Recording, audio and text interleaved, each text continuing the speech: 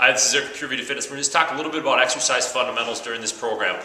The tempo we're going to use is going to be a 3-1-1 tempo, meaning that we're going to take 3 seconds to lower the weight. So let's take a bicep curl, for instance. I'm going to go 1, 2, 3 until I get to the full bottom of the lift. And then I'm going to pause for 1 at the hardest point. I'm going to lift for 1, pause for 1. The hardest point on a bicep curl is the top, squeeze 1 at the top. 1, 2, 3, up, squeeze for 1. If I'm doing a squat, say I'm doing a dumbbell squat, it's 1, 2, 3. I'm going to pause at the bottom because that's the hardest piece, and I'm going to come up for 1. All right, so you want to use that 3-1-1 count. We use that for control because you're actually going to get more tension built up in the eccentric, or we call it the lowering or the negative phase of the lift. And too often we see people in the club and they're just letting the weight just kind of fly down, and there's a lot of momentum there. But you're going to feel the tension on a bicep curl. You're going to feel the tension when you're coming down nice and slow and controlling it and coming down to the full range of motion. And then pausing at the hardest point. So we're creating some time under tension, which is going to help you build muscle. So that is key. A couple other things in the programs you're going to see: a superset. We define a superset as doing 2 opposing muscle groups. So say I'm doing biceps and triceps. I'm doing those back and forth with no rest. That's a superset. A compound set's when I'm doing 2 exercises in the same muscle group. So say I'm doing dumbbell flies for chest with push-ups. That would be a compound set. And you're going to see the rest periods kind of built in there. When you do a compound set, you're going to need to rest, because when you're doing the same muscle group 2 times in a row, 2 exercises in a row, it's going to be fatigued, so you're going to need a little rest period after that. So that's how we define that. We want to keep the workout times under an hour, so don't jaw jack and socialize. You know, I would suggest throw your iPad on and get it done. If you're working out longer than an hour, the problem is you will actually raise cortisol levels up. Cortisol is a stress hormone. When we get high amounts of that, it makes it really hard for us to absorb protein and burn fat. 2 of the things we don't want to happen during this program.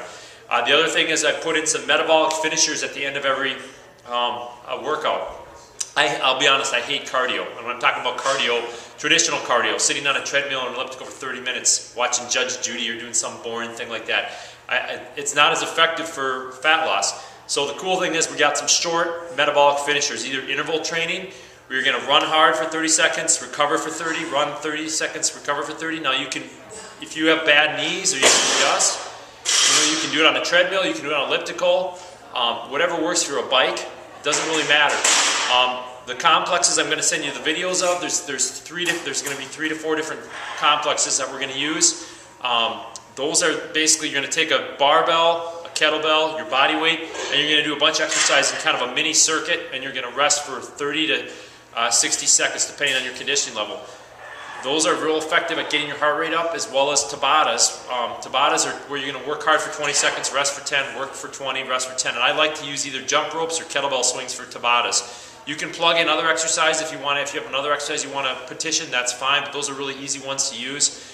The reason we do these at the end of the workout is we're going to spike that metabolism. We're going to spike growth hormone levels. That's going to help us burn fat as we're building muscle, and it's going to help us get conditioned. So we're not just becoming a big muscled up meathead. We're going to be a lean, mean, conditioned person at the end of this. So the weight you're putting on is quality weight. So you're actually, if you see some fat coming off as you gain the muscle, you're going to see those muscles a lot better.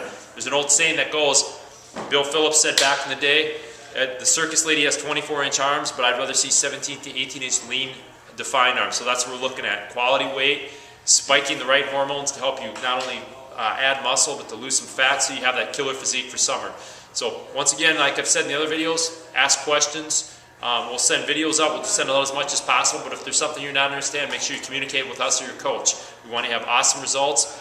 And one last piece too is when you're doing your exercises, when we say train to failure, that doesn't mean if you're doing a bench press, you train to the point where your spotter's shrugging the bar up off you.